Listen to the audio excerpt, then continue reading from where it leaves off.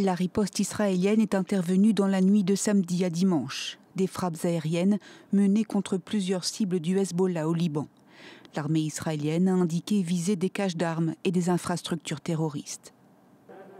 Le tir de roquettes lancé samedi depuis le Liban sur un terrain de football a fait 12 morts et plus d'une dizaine de blessés à Majd al-Shams, village druze situé sur le plateau du Golan, territoire en partie annexé par Israël au nord du pays.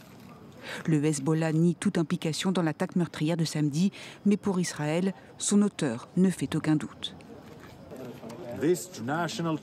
Cette tragédie nationale a été causée par l'organisation terroriste Hezbollah. Notre équipe d'investigation sur place a clairement indiqué que la roquette était une Falak 1, fabriquée en Iran. Elle a été livrée au Hezbollah. Le Hezbollah est la seule organisation terroriste à détenir des roquettes de type Falak 1. Le ministère israélien des Affaires étrangères a déclaré par la suite que le mouvement islamiste libanais avait franchi toutes les lignes rouges.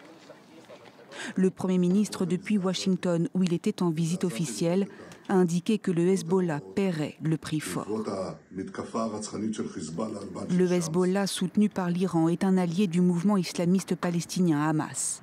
Depuis les attaques du 7 octobre en Israël, il échange quotidiennement des tirs avec l'armée israélienne à leurs frontières communes. Dimanche, Téhéran a mis en garde Israël contre les conséquences imprévisibles de nouvelles actions militaires au Liban qui pourraient conduire à l'aggravation de l'instabilité, de l'insécurité et de la guerre dans la région. Dans la matinée de dimanche, les cérémonies des funérailles avaient déjà commencé à Majd al-Shams, selon les rituels druzes.